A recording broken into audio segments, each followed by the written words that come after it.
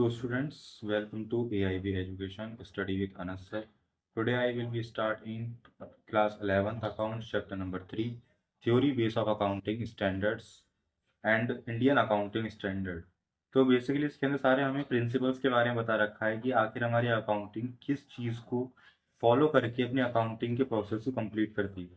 तो इसमें step by step पढ़ेंगे। हम सबसे पहले बता ही रखा है यहाँ पे एक्सेप्ट अकाउंटिंग प्रिंसिपल। देखो अकाउंटिंग प्रिंसिपल बेसिकली क्यों यूज़ की जाती है, या ताकि हमारी फाइनेंशियल स्टेटमेंट फाइनल अकाउंट तो करेक्ट दिखा सके, यानी कि हमारे एसेट्स लाइबिलिटीज प्रॉफिट लॉस सब चीज़ों को करेक्ट आ सके। वो कब पॉसिबल होगा, जब हम किसी चीज़ को फॉलो करके अपने काम को बेस्ट तरीके से करेंगे। तो वही बेस्ट तरीका आखिर कैसा होता है, कैसे करते हैं, वही बता रखा होता है इसके अंदर। तो पहला इसके अंदर टॉपिक ये होता है meaning and nature of accounting principles. Meaning and nature of accounting principles का मतलब क्या होता है?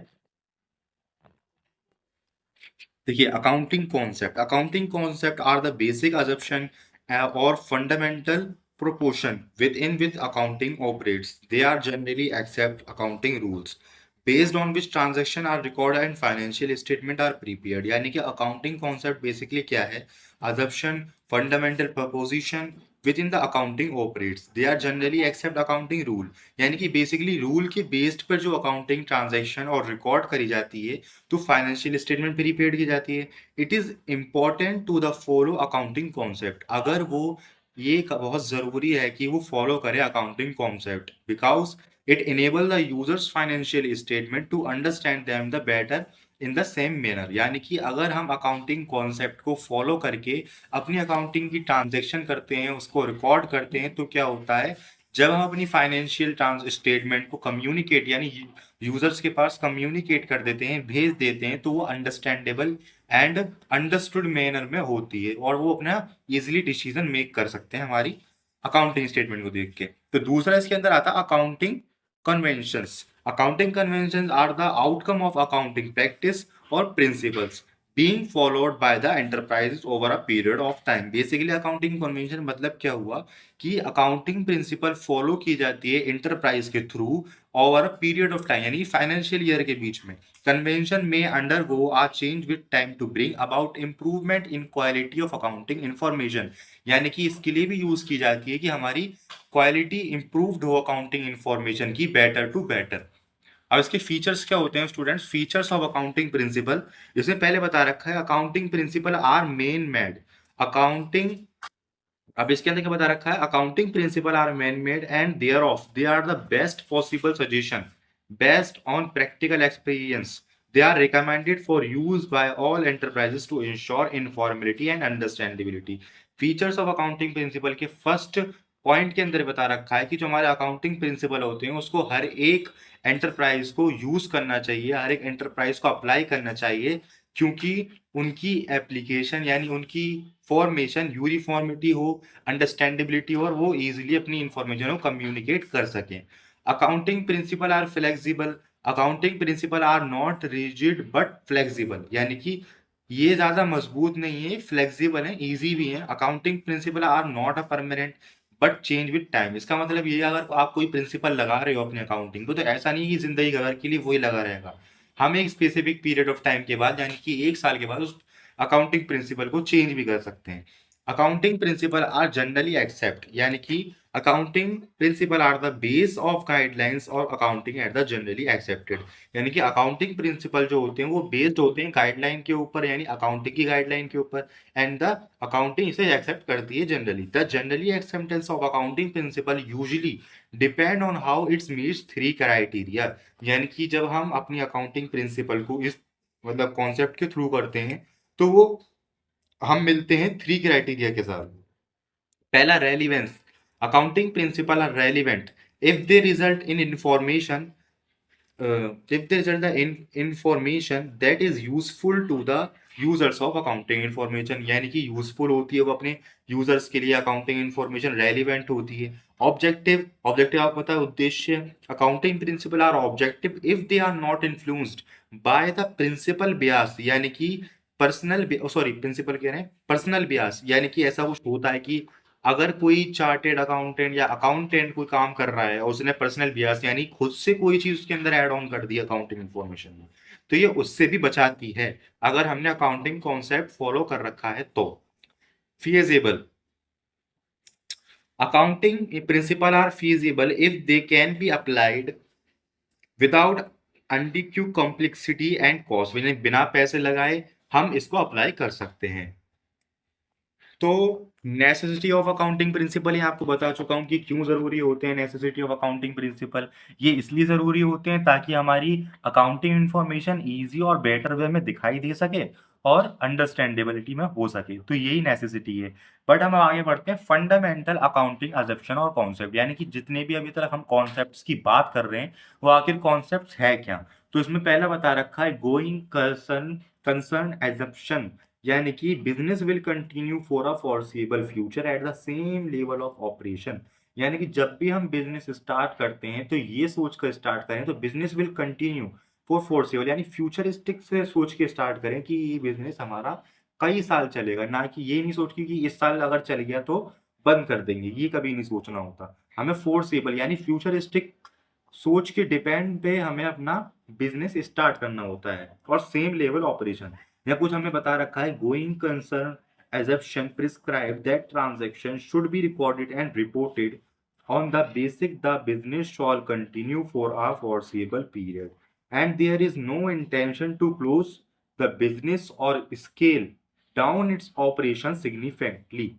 It is because this concept the distinction is made between capital expenditure that will be give benefit for a long period and revenue expenditure, one whose benefit will be consumed or executed within the accounting period. On the basis of the concept, fixed assets are recorded on the original cost and their depreciation in a systematic manner over their accepted useful life. तो basically इसके अंदर ये बता रखा है कि जो भी हम अपने इस पे गोइंग कंसर्न एजप्शन के ऊपर अप्लाई करते हैं, पहला फंडामेंटल यही है गोइंग कंसर्न एजप्शन, यानी कि हम अपना बिजनेस उस तरीके से स्टार्ट करें कि हमारा बिजनेस फ्यूचरिस्टिक यानी सेम लेवल ऑपरेशन से चलता रहेगा, ना कि क्लोज के इंटेंशन के रूप में। दूसरा क्या दे रखा है कंसिस्टेंसी एजप्शन। कंसिस्टेंसी एजप्शन का मतलब क्या होता है accounting practice and principle once applied shall be applied after year to meet the qualitative characteristic. इसका मतलब ये है कि अगर हम जो भी मेथड अप्लाई कर रहे हैं अपनी अकाउंटिंग के ऊपर तो उसे सालों साल चलाएं। ये नहीं कि एक साल चला के बंद कर दिया फिर अगली साल दूसरा मेथड लगा लिया फिर तीसरी साल तीसरा मेथड लगा लिया, ये कभी नहीं।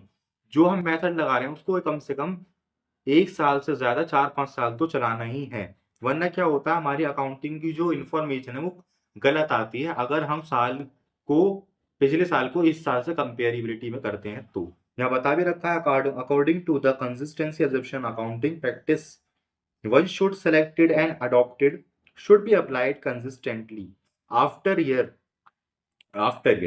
The concept helps in a better understanding should be applied consistency after year to year, यानी कि अगर हम एक ही मेथड को एक ही साल में से ज्यादा यानी एक साल से ज्यादा लगाते हैं 3-4 साल में लगाते हैं तो वो क्या होता है अंडरस्टैंडेबिलिटी होता है और सिस्टमेटिक मैनर में होता है। अब देखिए आगे जाके आपको दो मेथड मिलेंगे फॉर एग्जांपल डेप्रिसिएशन का, एक होता है WDV और एक होता है SLM। अब इन दो मेथड से हम समझें कि अगर हम SLM का मेथड लगा रहे हैं तो उसी मेथड को लगाते हुए चले कम से कम 6-7 साल तक 10 साल तक। अगर WDV का लगा रहे हैं तो WDV का ही लगाते चले, ये नहीं कि WDV इस साल लगा लिया तो SLM अगले साल लगा लिया। तो ये एक अकाउंटिंग के रूल है, बेसिकली मेथड है जो कि हम आगे सीखेंगे डेप्रिसिएशन के चैप्टर में।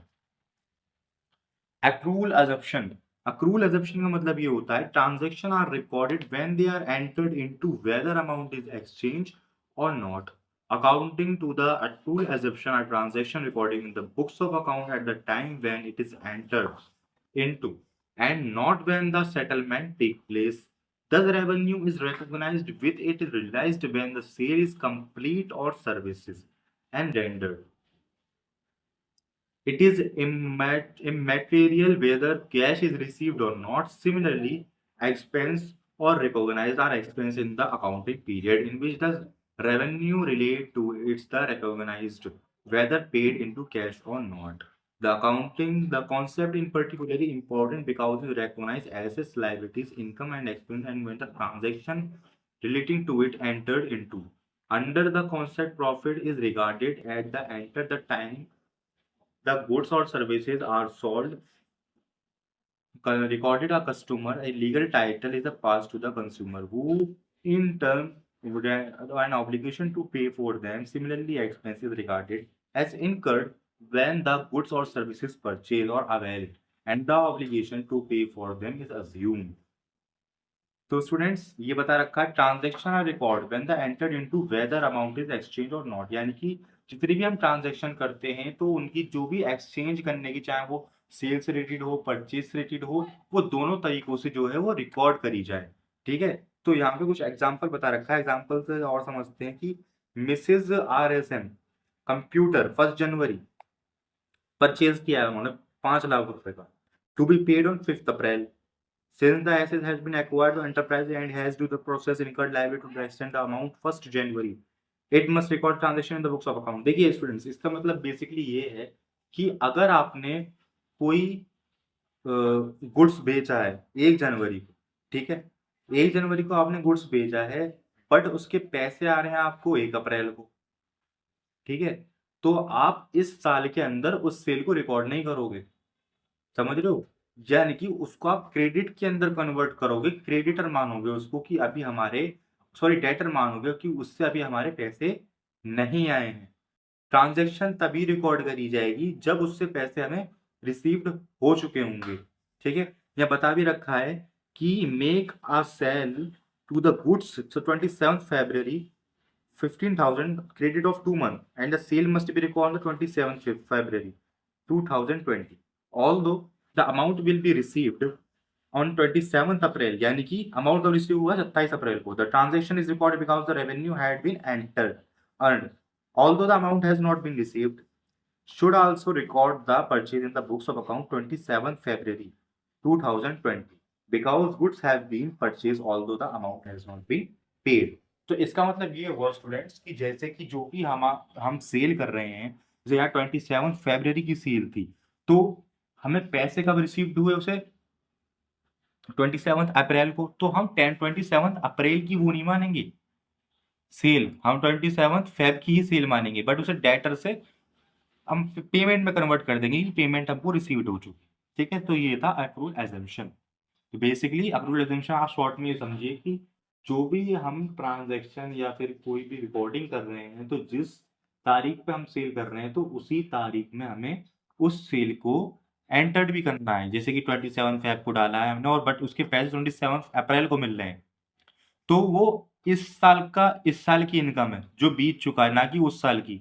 तो उस इनकम को पिछले साल के अंदर ही रिकॉर्ड करेंगे। ठीक है, ये होता है। तो अकाउंटिंग प्रिंसिपल्स क्या होते हैं? तो अकाउंटिंग एंटाइटी और बिजनेस एंटाइटी प्रिंसिपल। अभी मैंने आपको सेकंड चैप्टर के अंदर बताया था कि बिजनेस को और ओनर को दोनों को अलग अलग रखा जाता है। तो वो यही वाला प्रिंसिपल है कि उसके अंदर वो ये वाला प्रिंसिपल अप्लाई करते हैं, अकाउंटिंग एंटाइटी और business entity principle. Entries are record in the books of account from the point of view business, यानी कि बुक्स ऑफ अकाउंट के अंदर जितनी भी अकाउंटिंग रिकॉर्ड, ट्रांजेक्शन रिकॉर्ड करी जाती है, वो सिर्फ बिजनेस पॉइंट ऑफ व्यू से ही की जाती है। अकाउंट बिजनेस को और प्रोपराइटर को सेपरेट रखा गया है, दोनों को ही। बिजनेस एक अलग जगह है, ओनर एक अलग जगह है। Business transaction are record in the books of account from the business point of view, not from that owner. Owner being regarded as separate from the business are considered creditor to the business to the extent of their capital, यानी कि business एक creditor है owner का, क्योंकि उसने उसको capital ले रखा है। अब वो कैसे उसे चुकाता है? उसको प्रॉफिट बना के, यानी उसका इंटरेस्ट कैसे पे करता है? उसको प्रॉफिट में कन्वर्ट करके। तो इसलिए ओनर और बिजनेस दोनों अलग अलग चलते हैं। तो मनी मेजरमेंट प्रिंसिपल, ये दूसरा प्रिंसिपल होता है इसका। इसका मतलब होता है transaction and event that can be measured in money terms are recorded. Accounting to the money measurement principle, transaction and events that can be measured in money terms are recorded in the books of account of the enterprises. Starting differently, money is common denominators in recording and reporting transaction. This principle suffers from two major limitation.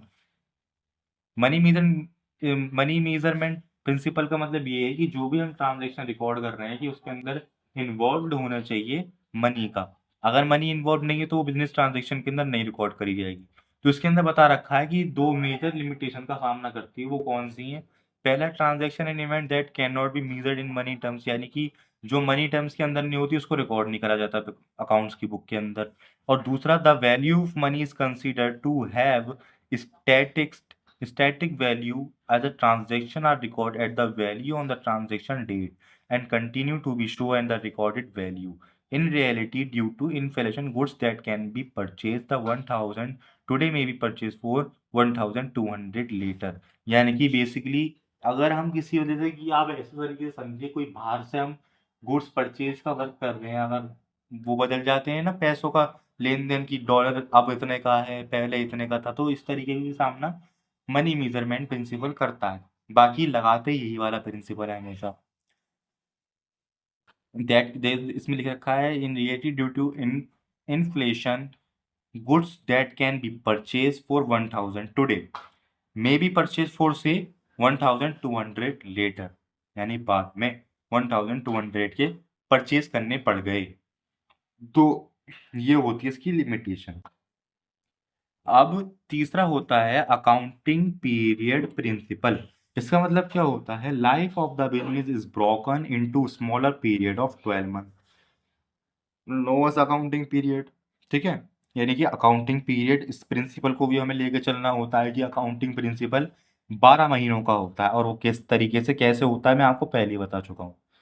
Accounting to the accounting period principle, life of an enterprise is broken into the smaller period so that its performed is measured at regular intervals.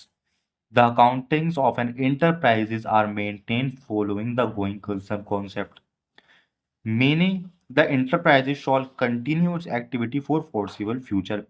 तो सबसे पहली बात तो उसके अंदर यही बता रखी है कि जो भी हम बिजनेस को डूइंग, यानी जो भी बिजनेस हम कर रहे हैं तो पहले तो उसको ये सोच के करें कि इसको हमें सालों साल करना है, यानी गोइंग कंसर्न कॉन्सेप्ट को लगा के चलें। उसके बाद users of financial statement specially the management and banks, यानी कि फाइनेंशियल स्टेटमेंट को प्रिपेयर करके चलें, किसके लिए, मैनेजमेंट के लिए, बैंक्स के लिए, क्योंकि वो हमारी इंफॉर्मेशन को मांगती हैं फॉर डिसीजन मेकिंग। ठीक है, management required information at regular intervals to assess the performance. Funds requirement short term as well long term. Banks require accounting the funds information, and the government has to access tax dues from the enterprises. In view the above, the life of the enterprise will run into smaller period. यानी कि usually 1 year, which is a term as the accounting period. यानी कि 1 साल के बाद हमें अपनी accounting को देखना ही देखना चाहिए कि आखिर हमने इस 1 साल के अंदर कितना प्रॉफिट अर्न किया, कितना लॉस किया। और बेसिकली जब हम 1 साल के ऊपर अपनी अकाउंटिंग को रिकॉर्ड करते हैं तो वो हमारी मैनेजमेंट, हमारे बैंक्स, हमारी गवर्नमेंट के लिए भी काफ़ी रिक्वायरमेंट फुल होती है कि उनको ज़रूरत होती है हमारी कंपनी की इंफॉर्मेशन की। अगर हम एक ही अपनी अकाउंटिंग को देख ही नहीं रहे कि हम 5 साल हो गए करते-करते, हम देख ही नहीं रहे कि हम प्रॉफिट में है कि लॉस में, तो फिर तो बेकार है बिज़नेस करना। तो इसलिए हमें हर 1 साल के बाद ज़रूर देखना चाहिए कि हमने आखिर कितना प्रॉफिट कमाया, कितना लॉस किया, कितनी लायबिलिटीज़ हैं और सबसे मोर यूज़फुल चीज़ कि इसको इसलिए खोलना भी ज़रूरी है ताकि हम हमारी मैनेजमेंट डिसीज़न ले सके। चौथा पॉइंट होता है इसका students, full disclosure principle. Disclosure should be made of time requires under law and those item which are material. यानी कि फुल डिस्क्लोजर प्रिंसिपल के अंदर बता रखा है कि पूरा डिस्क्लोज किया जाए कि how will be item required under law and those item which are material. Basically item और मटेरियल के बारे में बात की जा रही है इसमें। Accounting to the principle of full disclosure, there should be complete and the understandable reporting of the financial statement for all significant information relating to the economic affairs of the entity. Apart from legal requirement, goods accounting practice require all materials and the significant information to be disclosed. यानी कि fully disclose की जाए अपनी accounting में goods के बारे में और उनके मटेरियल के बारे में। For example the for example the reasons for low turnover should be disclose, ये बता रखा है कि टर्नओवर भी डिस्क्लोज किया जाए अपने गुड्स का कि वो आखिर कहाँ क्या जा रहे हैं। फिर materiality principle, an item or disclosure is material if it will be influence the decision of the years. Material principle refer to relative information important of an item and event. Accounting to the American Accounting Association, an item should be regarded as a material if there are reason to believe the knowledge if the would influence the decision of an informed users. देखिए इसमें example से हम समझते हैं। For example, amount spend on repairs building से 2,50,000 is material for an enterprise having a turnover of say 10 lakh, but it is not material for an enterprise having a turnover say 15 crore. One, on the other hand, closure of a production plant even temporarily say because an environment problem is material. इसका मतलब ये है students कि अगर हमारी building का turnover, हमारी business का टर्नओवर 10 लाख रुपए का है और हमने उसकी रिपेयर में लगा दिए 2.5 लाख रुपए, तो ये तो गलत है, क्योंकि अभी हम इतना अर्न ही नहीं कर रहे कि जितने का हम एक्सपेंस कर रहे हैं, एक्सपेंडिचर कर रहे हैं। बट यही एक जगह देखा जाए कि किसी बिल्डिंग का टर्नओवर 15 करोड़ रुपए और उसने 2.5 लाख रुपए खर्च भी कर दिए, तो वो उसके लिए कोई खर्चा नहीं है। ठीक है, ना उस पर कोई मटेरियल पे प्रॉब्लम आएगी, ना कोई इन्वायरमेंट पे प्रॉब्लम आएगी। तो इसलिए ये सबसे इम्पोर्टेंट होना चाहिए मटेरियली कॉन्सेप्ट में कि आखिर हमारे पास कितने का टर्नओवर हमारे हो रहा है, ताकि हमें टेम्पररी कोई प्रॉब्लम ना हो मटेरियल के ऊपर। फिर छठा पॉइंट आता है प्रूडेंस और conservatism principle, provide of all anticipate expense and losses but do not account anticipate income and profit. यानी कि इसका मतलब ये है कि मैं आपको पहले ही बताया था कि अकाउंटिंग के अंदर हमेशा लॉस को पहले मान लेते हैं, इनकम और प्रॉफिट को पहले नहीं मानते। इनकम और प्रॉफिट को तभी माना जाता है जब वो हमारे पास आ चुकी होती है, यानी रिसीव्ड हो गई होती है। लॉस को हम तभी मान लेते हैं जब हमें डाउट होता है, तभी हम उसे लॉस कंसिडर कर लेते हैं। तो ये है अकाउंटिंग का छठा प्रिंसिपल, जो कि हम अप्लाई करते हैं उस जगह पे जब हमें अपने किसी कस्टमर पे डाउट होता है, तो हम उसे लॉस में पहले ही मान लेते हैं। कॉस्ट कॉन्सेप्ट ऑफ हिस्टोरिकल, इसका मतलब ये होता है transaction are record the price paid, यानी कि जो भी हम प्राइस पेड करते हैं ट्रांजेक्शन रिकॉर्ड करने के लिए। फॉर एग्जांपल, मैंने बिल्डिंग परचेज करी 50 लाख रुपए की, ठीक, 15 लाख की मैंने परचेज करी बिल्डिंग अपनी। अब 15 लाख की परचेज करने के बाद अब जो मैं डेप्रिसिएशन या फिर कुछ भी ट्रांजेक्शन रिकॉर्ड करूंगा, तो मैं 15 लाख के ऊपर ही करूंगा, ना कि ये नहीं देखूंगा कि इसका अब इतना प्राइस है, 15 लाख का अब 50 लाख रुपए हो जाए, तो उससे मेरी ट्रांजेक्शन में कोई भी डिफरेंस नहीं आना चाहिए। For example, is an asset is purchase, यानी हमने कोई एसेट परचेज करा 5 लाख रुपए का, and the prepare the final account even it is market value 4 lakh और 7 lakh, yet the asset shall continue to be shown the purchase price, यानी कि चाहे उसकी वैल्यू घटे चाहे उसकी वैल्यू बढ़े, उससे हमारे अकाउंटिंग में कोई मतलब नहीं होता। अकाउंटिंग सिर्फ मतलब रखती है तो उसके प्राइस पेड से, जो हमने उसको खरीदने में खर्च किया है। Then after is matching concept और मैचिंग प्रिंसिपल, इसका मतलब ये हुआ students, expense incurred to earn the revenue should be recognized as expense in the year revenue is recognized. An important object of the business to be determined profit periodically. It is necessary to match revenues of period with the, देखिए students, इसका मतलब ये हुआ कि जो हम profit earn by the business, ठीक है, during a period can be correctly measured by the revenue earn during the period matching the expenditure incurred the revenue. Basically इसका स्टूडेंट ये मतलब बनता है इस वाले प्रिंसिपल का कि जो भी हम अकाउंटिंग ट्रांजेक्शन यानी अकाउंटिंग प्रिंसिपल लगा के अपनी रिकॉर्डिंग करते हैं, तो उसको हमें साल के हिसाब से मैच ज़रूर करना चाहिए कि हम आखिर कितने प्रॉफिट में हैं, कितने लॉस में है, या फिर पिछली साल हमने कितना प्रॉफिट कमाया था या इस साल कितना लॉस किया है। तो ये भी इसका प्रिंसिपल होता है जो कि हम अप्लाई करते हैं अपने फाइनल अकाउंट के अंदर।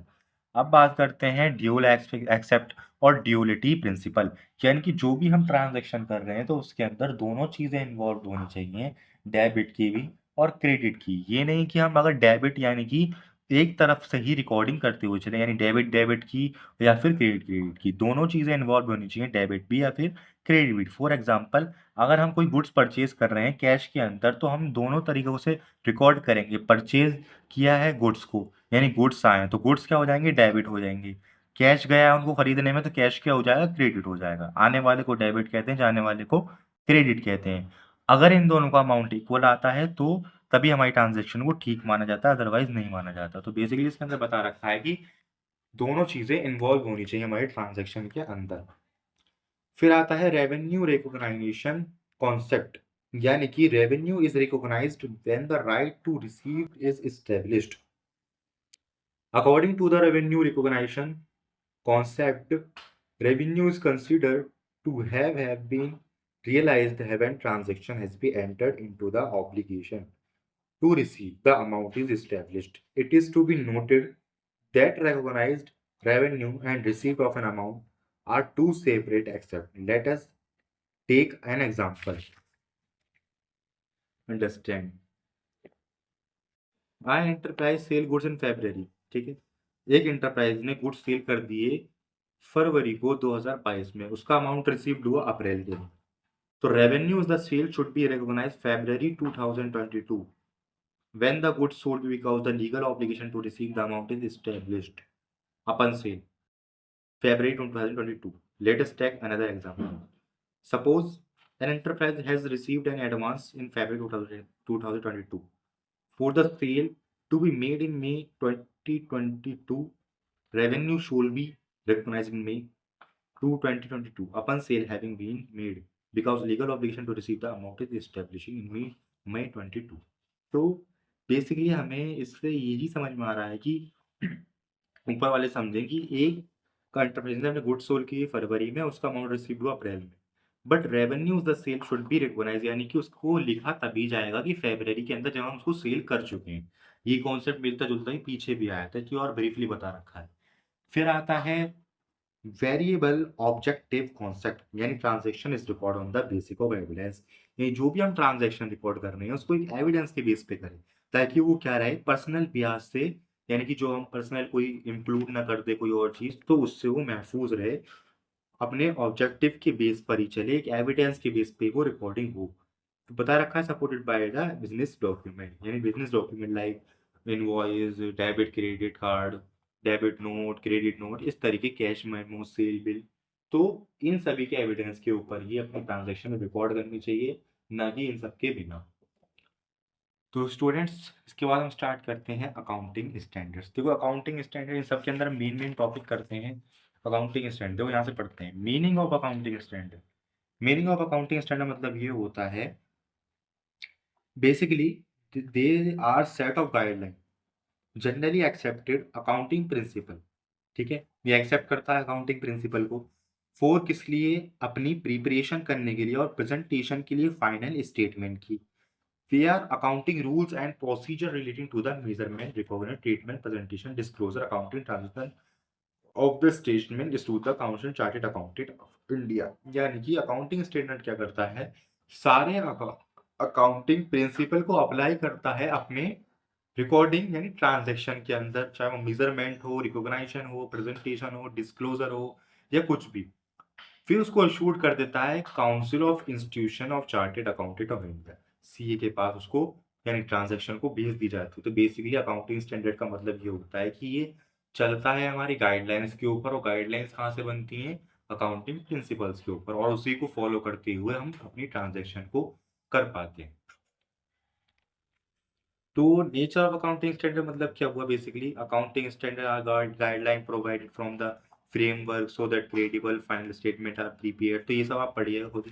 कॉन्सेप्ट ऑफ अकाउंटिंग स्टैंडर्ड्स, इसका मतलब क्या हुआ कि accounting standard are prescribe the amounting rules and procedure for recognition, measurement, treatment, presentation and disclosure of accounting transaction is financial statement. They are prescribed to be followed in prepare and presenting the financial statement, so that the financial statement are based on common rules and principle for better understandable by the users. यानी कि accounting standards के अंदर basically ये prescribe किया जाता है कि वो प्रोसीजर अपना रिकॉग्निशन करे मेजरमेंट के, ट्रीटमेंट के, प्रेजेंटेशन के, डिस्क्लोजर, बेसिकली अपनी अकाउंटिंग ट्रांजेक्शन करे अकाउंटिंग प्रिंसिपल की बेस पर, जिससे क्या हो, हमारी फाइनेंशियल स्टेटमेंट प्रिपेयर हो अंडरस्टैंडेबिलिटी बाय द यूजर्स, यानी कि हमारे यूजर्स उसको अंडरस्टैंड कर सके। उसके बाद इसके ऑब्जेक्टिव बता रखे हैं, ऑब्जेक्टिव वो जो मैं आपको बता चुका हूँ पहले। ये utility of accounting standards provide the normal basic of the which financial should be prepared, basic सब घुमा फिरा के वही चीज़ें बता रखी हैं इसके अंदर।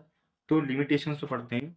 Accounting standards are man made, जो कि हम पीछे ही पढ़ कर आए, मेन मेड यानी hence it is does not pass the verification test always, without verification के पास नहीं होती कुछ भी।